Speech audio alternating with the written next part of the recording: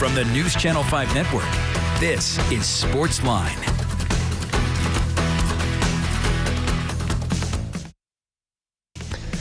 Hey there, SportsLine on your television. Steve Layman here with you. Glad you are here with us on News Channel 5. Plus, we've got a big football show for you tonight. We're going to take you to Titans training camp, day 2 of padded practice earlier this morning over there at St. Thomas Sports Park. And later on the show, we'll get you set for some SEC football. We had Clark Lee in studio recently on the Electric Power Company Sunday Sports Central. And also Josh Heupel beginning year 2 of his tenure on Rocky Top. Vols had their first practice on Monday. We'll get to that as well here on the program. But we begin with the Titans. Got to the pads on Monday. Defense dominated in that day, especially as it went along. Jeffrey Simmons, of course, the lead man up front. He loves to bang it around. Enjoyed putting the pads on for sure. And people are just excited if you're a Titans fan. Jeffrey Simmons is there. He's in camp. He's not worried about the contract. He's ready to play. Coming off a big year last year and expecting big things this year. Trying to set the tone with that physicality and talent up front for the Titans defense. And here was Jeffrey Simmons speaking to the media. Oh, good. Since the last time we actually had pads on was that Bengals game. And, just to be out here, everyone calls it real football, but for the guys in the trenches, the way we've been practicing without pads, it's been the same with pads on. So, but it was good to see guys, thudding up today. So, just keep building on that. We see you talking a lot. You said you lost a little bit. Have you noticed any more? Yeah, man. Not even that. I think it just, normally, especially, we always talk about especially football players, we get camp legs, stuff like that, and I would say this camp here, I haven't been feeling real sluggish. My legs haven't been getting heavy real quick, but I've been feeling good. Just running around, running to the ball, just getting myself prepared for later on. Of course we're taking it day by day, but just the weight. Trying to be consistent with that, that's going to help me out in the future. So. I've seen you working with Demarcus Psalm. What are your early impressions of him and what he could do for this team? He's going to be a big help for us, especially up front. Just his play style. He know what type of guy he is, and his effort. That's what we build our team on, and the way he runs to the ball, the way he carry himself, especially in when it's time for team period. He one of them guys that I know we'll be able to count on when it's time. We see you talking a lot throughout practice. Is that something you do to kind of generate energy within yourself, or what's the cause of that? To me, it's we do that, and it's not just me. You see guys like KB, and I think when you as a leader, you bringing that type of energy on the field, that's kind of setting the tone, and other guys gonna follow up with that. So I think us keep bringing energy like that each and every day. That just showing that not just when things going bad for us, good for us. Also, when things going bad for us, if the offense score, we still going to be trying to talk because that's the whole point of this game. You're going to have them periods where offense gets the best of us and we get the best of offense sometimes. But, just trying to not be a front runner, as Coach Vrave called it. And, that's just something, me personally, I try to work on myself, especially, when getting into the season, everybody want to win every game, but sometimes, we know from the past years that we're not going to win every game in this league. So, just me being a leader, how can I keep, standing in the front and keep that energy up high, especially on defense?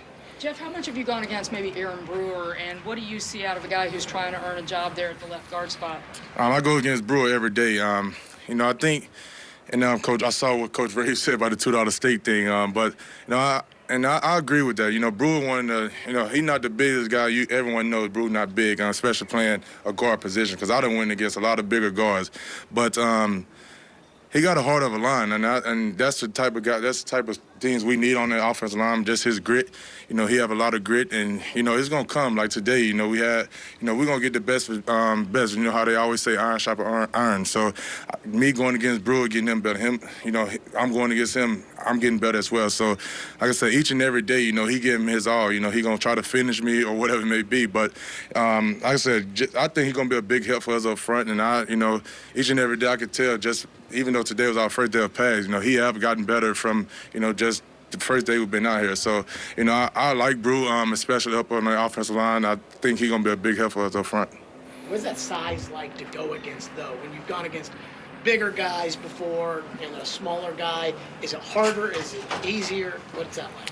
Yeah, I mean, it's playing, especially defensive line, man. You know, that's one of the things, you know, I was working in individually, and we talk about pad level. And things like that right there helping us, you know, work on our technique. You know, sometimes we might play against 6'5" guards or whatever it may be. Brew, of course, is not 6'5", so that's helping us, you know, keep your pad level down, come off the ball at a, you know, good pad level, so we're able to get under guys like Brew.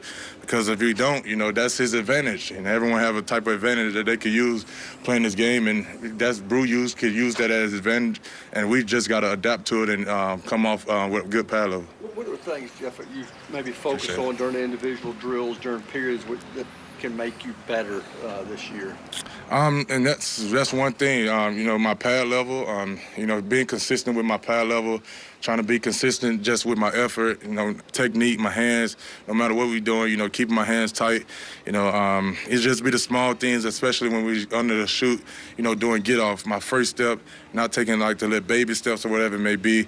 And I think Coach T, you know, he teaching that. You know, when you're getting off under the shoot, explode out, things like that. And then when we get on the sled, you know, how fast can I get my hands from the ground to the man and basically the sled. So just the hand speeds and all that. How much does a guy like Tart factor in when other guys go in and clean up things because he's clogged up something or blown something up in the middle? I mean, that's what we need. That's our job, to be disruptive up front. You know, having him, you know, being disruptive right there over the ball, you know, that's going to be huge for us, especially on the defensive side.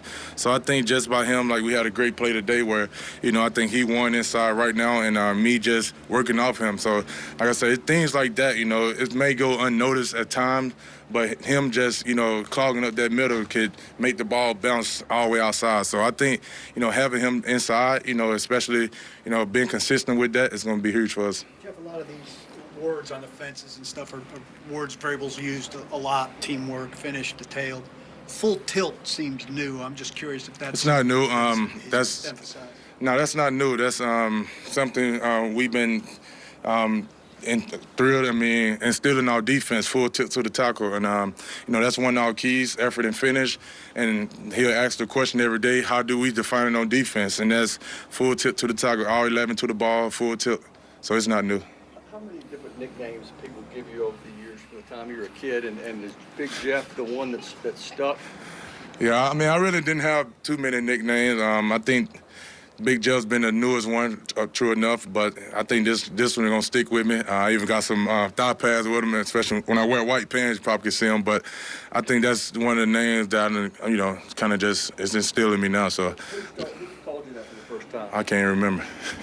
They started calling me Big Jeff, and that's what we go with. Who did the thigh pads for you? It was some guy, actually Bud put me in contact with him, and I think he make a lot of guys thigh pads like that across the NFL, so.